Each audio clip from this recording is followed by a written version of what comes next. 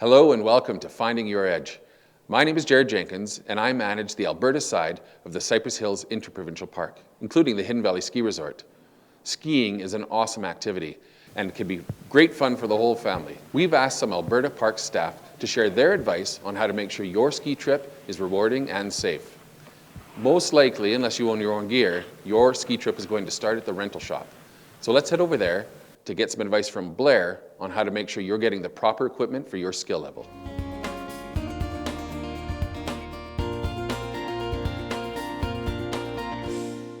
I just enjoy skiing for one. I really enjoy the people. It's kind of a nonchalant, just go out and have a lot of fun. And it's one of the things that you can go very, very fast.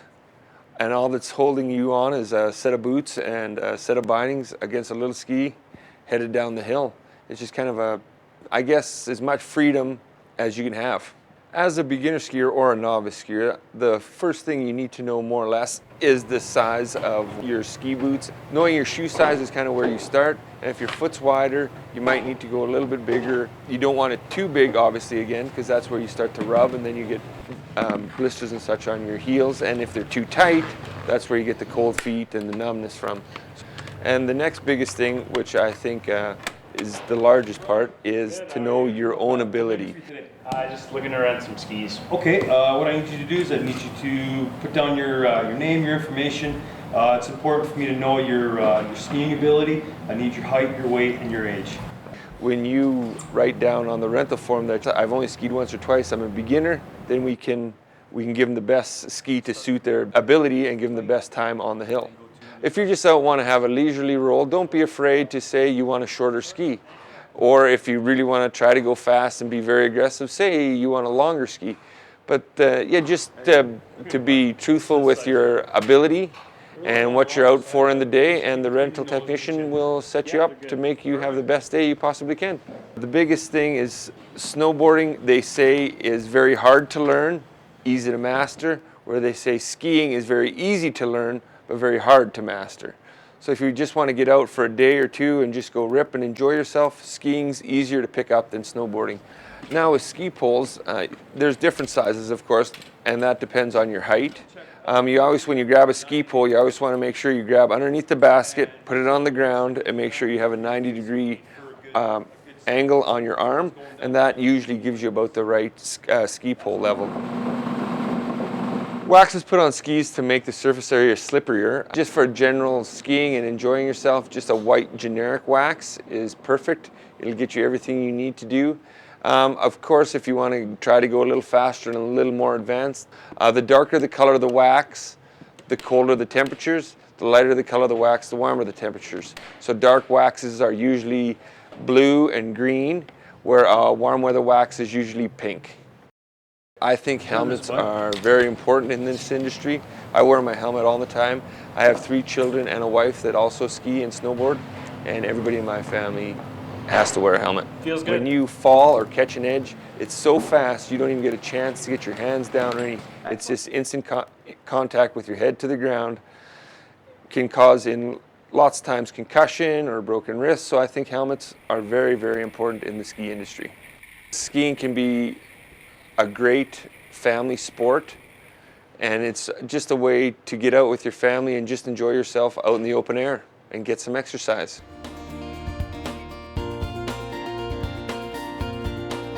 Now that you have the proper equipment, it's time for Justina to review the Alpine Responsibility Code. This is the code of conduct that ensures that everyone skiing on the hill skis safely together. Part of skiing is staying safe and taking care of each other on the hill. By following the Alpine Responsibility Code, we can make sure that we're looking out for ourselves and for others. There are elements of risks that common sense and personal awareness can help reduce. Always stay in control. You must be able to stop and avoid people. People ahead of you have the right of way, and you need to be responsible for avoiding them. Do not stop where you obstruct a trail or are not visible from above. Before starting downhill or merging onto a trail, look up the hill and yield to others. If you are involved or witness a collision or accident, you must stay on the scene and identify ski patrol. Always use proper devices to help prevent runaway equipment. Observe and obey all posts and signs. Keep off closed trails and closed areas, and you must not use the lifts or terrain if your ability is impaired through the use of alcohol or drugs. You must have sufficient physical dexterity and ability and knowledge to safely load and ride lifts. If you are in doubt, please ask the lift attendant. Know the code and be safety conscious. It's your responsibility. The Alpine Responsibility Code ensures that everyone skiing on the hill skis safely together. But there are areas on the park where specialized rules apply. Let's hear from Jane as she shares her top 4 terrain park safety tips. Hey everybody, I want to give you a few tips about riding the terrain park. And for those of you who don't know what the terrain park is, it's a series of jumps, rails, and boxes set up for skiers and snowboarders to enjoy. But let's be safe, so I'll leave you with a few tips here. First, make a plan. Ride by everything and just check it out. Make sure it's skiable for you. Second of all, look before you leap. Look around, make sure no one's on the takeoff and below the takeoff. And if you do fall, make sure you get off that takeoff so you're not hit next. 3, easy style it. Go off the jump slow. Don't do anything fancy the first time. Work your way up to that. And 4th, respect gets respect. Make sure you respect everyone around you, including the employees. We work really hard for you to enjoy it, so let's be safe, and I want to see you in the terrain park. We always recommend a ski lesson if you've never been on a hill before. Even experienced skiers can use a refresher if it's been a while. Mike Ratcliffe, head instructor for our ski school program, has put together some tips for beginners, intermediate, and advanced skiers.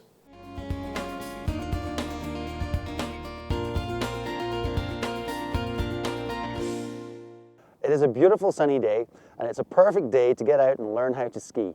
A couple of things you should think about if you're a beginner though, is first of all, how you dress. You need to dress appropriately. If we look at Justina, she's got good gloves on, nice jacket. Wool gloves, typically not very appropriate. If they get wet, they stay wet, you end up with very cold hands. Better to have some kind of waterproof jacket on, and at the same time, lots of layers underneath, not just one big layer, and then it traps the heat in and you're going to be nice and warm. Waterproof pants, and some things that people sometimes forget about is on the inside of the pant, there's sometimes a little snow cuff. This needs to go on the outside of the boot rather than on the inside. If you tuck it in the inside and then do your boots up, it can actually end up being a little uncomfortable. So better to have it on the outside. And then she obviously has her own boots, but you might be in rental boots. The next thing that we think about as a beginner is our skis. How do we put skis on? What are they for? Well, these particular skis, just like all skis, have a set of bindings on them. We have a toe piece and a heel piece, and the heel piece is the part that is very important. If this part is down, we can put the ski on. And when we press down, it clicks up and holds our foot in place. Very important to remember that if you want to take the ski off, you have to push this part down. Typically you use a pole or your other ski. If the ski falls off, then again, you also have to make sure that this part is pushed down before you can put the ski back on. A lot of people forget to do that and then wonder why their ski's not going on. Always click it down, then try and put your ski on. So we're going to learn how to slide around on one foot just to try it out and give yourself some balance. So Justina, if you would like to put on any particular ski, there's no left or right. Just put your toe in, your heel on the cup, and your heel's in the cup, push down nice and hard until it clicks. What if there's snow on my boot? That's a very good point, because this is a little sticky today. What you can do is you can just rub the bottom of your boot. You have some poles that you can get off. You can even tap your pole on the bottom, or you can scrape it across the top of the bindings to try and scrape the ski off, the snow off. There we go. And all we're going to do is just go for a little slide across the slope, and I'll put mine on. And the important thing as a beginner is to get used to the feeling of sliding. It's not a very natural feeling, but it's the fun part of skiing. So let's see if we can push ourselves along and see how far we can slide. And we try and balance on that one foot. Because the next thing we're going to learn is how to balance on two skis. The key thing now is to improve the turning, to take her onto other parts of the hill, increase the terrain that she's using, and control and maintain the speed that she's got. So we're going to go through one of the most important things on this, and that's balancing on the outside ski. Are you ready? I'm ready. Let's go do it. Where should I be standing to get the most out of my ski? Well, ideally, you should be standing in the middle of your outside foot, and that helps you balance through the turn. Okay. So now that we're coming down the magic carpet, we eventually build up a little bit more speed, and as we turn, we have to balance towards our outside ski, and that'll help us give us some grip and some control over our direction. And how will I know which one's my outside ski? Well, if you're turning to the right, it's actually going to be the opposite side. It's your left. And if you're turning to the left, it's going to be your right side.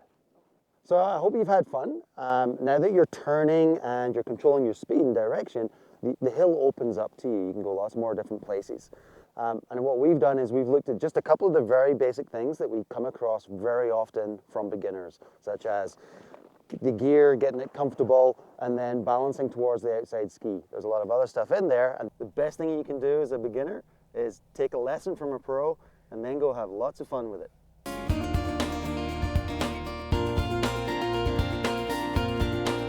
Okay, so Justina, we've gone from the magic carpet, we've gone through the green runs, you're starting to ski parallel on green runs, so we're now venturing onto more intermediate terrain, and that's the blue run. So how do you feel about that? Well, it's pretty steep and I'm feeling pretty nervous about it. And that's pretty normal for a first time up here. You look down a blue run, you think, I need to control my speed. I have a little trick for you, and this is a really good way of putting everything that you've done into practice, ready for taking on steeper terrain. So there's 3 things that I need you to remember, and that's turn it, feel the grip, stand on it. Okay. Try and remember those. Turn it, feel it, stand on it. Okay, and this applies to the outside ski. I'm going to start when I go across the hill by turning my uphill ski. That begins the next turn. Also puts the ski on its edge a little bit so that I have some grip. That's what I want to feel. I want to feel that grip as I go around the turn.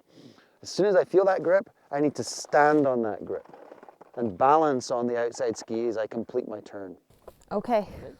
Think you want to try that? I'm ready to try it. Okay, let's try it. Let's watch out for these guys coming down. Should always look above you. And we're going to go across. So I'm going to take my uphill ski, I'm going to turn it, feel the grip, stand on it. Turn it, feel the grip, stand on it. Turn it, feel the grip, stand on it. Turn it, feel the grip, stand on it. Good.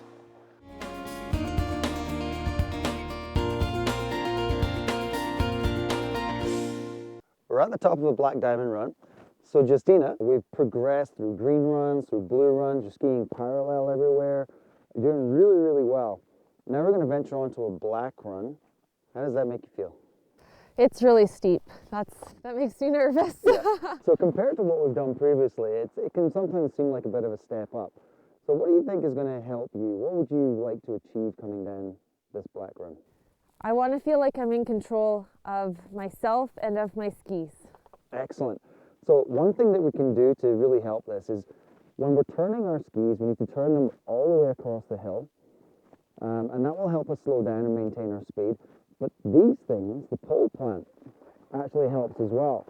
So if I'm going down the hill, I'm going to make sure that my feet are turned all the way across me, but I'm going to keep on looking down the hill.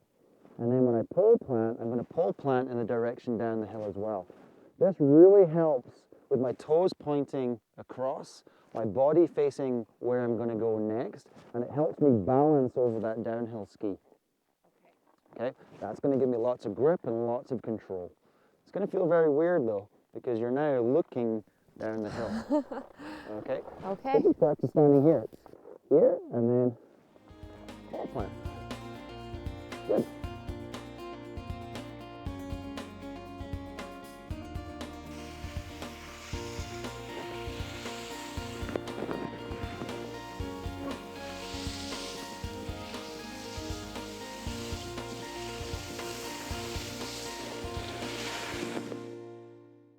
And here's Ian, one of our snowboarding instructors, with some of his tips for beginners. Snowboarding is a fun and interesting way to make your way down the mountain and enjoy the winter months. If you've tried skiing before, there's very similar aspects involved. You might want to give snowboarding a go. If you've never tried either before, snowboarding is definitely a place to start. If you have tried skiing, you'll notice there's some differences. We have soft boots and softer bindings to be able to give us better control of the snowboard, as we just have the one board as opposed to two skis. We also have edges, just like on skis, that help us control our speed and our direction. The main difference with the bindings being softer is we've got these straps that hold our feet in there. They're very simple, might look a little bit confusing, but they're just a ratchet strap, so we can get them as tight as we can around our boots to get best comfort and easiest to move the board around. If our bindings or our boots are loose, we'll find we won't be able to control the snowboard. I'll show you how these go on. We have a high back, which goes up behind our leg. We have ankle straps and toe straps. Trick is to get your foot right in there at the back of the binding. Get them done up nice and snug so your boot's not going to move around. And that way, we have full control of the snowboard. If it's your first time trying snowboarding, I recommend trying something a lot flatter and mellower. Don't go straight up the hill on the chairlift. You might not have as much fun and it will put you off trying it in future. First things you want to be doing is getting used to these edges on the board. We have a heel edge at the heel side and a toe edge over your toes. And these edges are for controlling our speed and direction. If you're in the right place at the right time, the board will do a lot of the work for you to begin with. Let's first start off just by skating around and feeling how these edges move the board. One of your edges will turn the board one direction, as the other edge will bring it in the other direction. When you want to start getting both feet strapped in, it's important to make sure that you know how to balance along the board nice and centered. So the trick to doing that is try skating along and gliding. And if you're balanced and centered on the board, you'll just keep going straight. Keeping one foot strapped out of the board is also really handy to start with because you can use that leg to balance on. You don't want to be falling over first thing. So when you're first starting out, it's good to have one foot strapped in, one out to help you balance, and try skating along and feeling how the edges will turn the board for you while you're skating. One edge will turn you one way towards your heels, the other edge will turn you towards your toes. So by being over the right place at the right time, we can balance on our edges and allow the board to turn for us on our heel edge as well as our toe edge. And the board wants us to turn. So once you've got the hang of riding with just one foot strapped in and feeling how those edges will turn your board, the next step is going to something slightly steeper, strapping in both our feet and getting a feel for how we can control our speed by using our edges. The trick is to be nice and balanced and centered over the edge you want to be riding on, and we can change the angle of the board to get it to slide or not. It's at a high angle, it's not going to go anywhere. When it's flatter to the snow, it's going to want to slide. This is one of the first things, once you've got both feet strapped in, you'll need to be trying. First off, you stand up, nice and tall and centered over your board, and balanced on the edge. If you find that balance point, you'll be able to just slide nice and controlled. By bending your knees a little, bringing that edge angle up, you'll slow down, rising up, let it slide. Again, this is all about being in the right place at the right time. So once you feel really comfortable riding and balancing on that heel side down the hill and feeling how the board will slow you down and speed you up, it's very important to do the exact same thing on your toe side edge. Lots of people, when they're learning, try to avoid their toe side because you're sliding backwards down the hill. But without it, you will not be able to progress any further than sliding on your heel side. You'll never be able to get good enough to hit those jumps or cruise down the hill at higher speeds. Toe side is very similar, same idea. You want nice centered balance over the edge you're going to be working on. Only difference is you're going to be facing up the hill, not down it. So check there's no one behind you, stand up nice and tall, bend in your knees, and just let it slide. When you want to stop, bend those knees more. So once you feel comfortable, balanced and stable on both those edges, the heel edge and the toe edge, The next step is starting to move that weight along the board from the nose to the tail, depending on which direction you want to be traveling. And that then leads into linking these edges up and turning down the hill edge to edge. If it is your first time snowboarding, definitely recommend taking a lesson. I personally took lessons for a full week when I first started, and then again the next year for another week, and it definitely avoids any frustration, injuries, and bad times that you could have with the sport, and it left it open to have an amazing time and a great lifestyle on a snowboard. Going down a snow-covered hill at speed can create challenges for anyone, which is why we have ski patrollers on site. Anne is here now to tell us about the Canadian Ski Patrol, a volunteer ski patrol organization. Hi, my name is Paul. I'm with the Canadian Ski Patrol. How are you guys? Good. Good. We're just experiencing a little trouble with the chair. So we got some crews coming down to evacuate off the chair here. I'll ask you just to keep your bar down, please, and sit back and just wait for them. It'll be a little bit of time. Is there any medical issues we need to worry about? I'm a diabetic and I'm getting a bit low. I can get you something if you need it. Lovely, thank you. Excellent. It'll be brought up to you shortly. It would be wonderful. The Canadian Ski Patrol is an organization that exists in Canada from coast to coast. It provides services primarily to the ski hills. Safety is one of our primary focuses. We watch to make sure that anything that might hurt people is fixed. And then if someone does hurt themselves, we hope they don't, but if they do, then we're trained to provide first aid services on the hill, package them up and bring them down. The ambulance comes, picks them up, and takes them off to the hospital. One of my earliest memories of the Canadian Ski Patrol would have been when I was about 12 years old. I tried snowboarding for the first time as a long-haul skier. It did not go well, and I hurt myself right off the bat. I hurt my knee, and they, came up, asked me some questions. Can you get down the hill yourself? I didn't think I could because I was in a lot of pain at the time. Luckily, nothing serious happened, but they put me in a toboggan, and I felt so comfortable with them all the way down. So they really do a wonderful job. You got great control of them and you can stop them in a second, like now, stop. See? That's what you want to be able to do. As an organization, Alberta Parks does kind of pride itself on working with volunteers. We have a long-standing history of working with volunteers. Adding Canadian Ski Patrol to the organization just bolsters that, and it really does add value to our operations during the winter. And ultimately, what it leads to is many more people being aware of mountain safety and snow sport safety. If you go up on the chair, please dress extremely warm. Minimum, you'll be up there for half an hour, and it's cold. The Canadian Ski Patrol itself comprises of all volunteers. At the moment, we have about anywhere between 42 and 4,500 members. The benefits of being a Canadian Ski Patrol are you get a top-rated first aid program, 60 hours when you start, and you're recertified every year in first aid and CPR. The other thing is that it's a recognized volunteer organization across the country. You go out and you help people. I really enjoy skiing. It's one of my favorite things to do in the world, and I share that with all the other skiers out there. So I joined Canadian Ski Patrol with my dad as a way to get to spend more time with him this winter, also as just a way to give back to all the wonderful people in our community. I think there are so many people that do so many things for everyone else, so I wanted to find a way to give back to the community.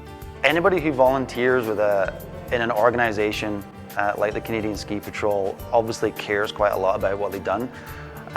The amount of training that goes into being a Canadian Ski Patrol member, it's weeks of training. They're then out here when it's minus 20, minus 25, and they're doing training out on the hill as well. It says a lot for those members. If you haven't done this before, when it's actually time to leave that perfectly solid, good chair and sketch off onto this rope that's being held by one of your peers, it does take some faith, right? If someone was interested in joining, we usually have an orientation evening where we explain what goes on.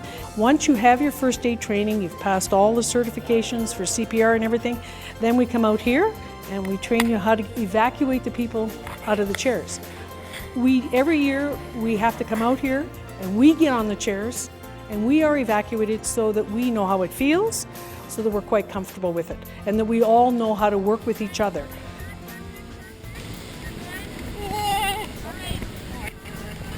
Cody, breathe. I'm good, Okay, I really hate this. And we train you how to get people off the hill on toboggans and how to handle a toboggan, how to do your on-hill packaging of patients and bringing them down. All of us have to be able to take a toboggan down all the hills here under any conditions. So we actually come out here and do a full weekend of training. I think it's really wonderful. They've done such a fantastic job of educating us on the first aid and being super supportive with any questions or concerns that we have. They've really helped us along every step of the way to feel confident that when we go out there, we'll be able to help you.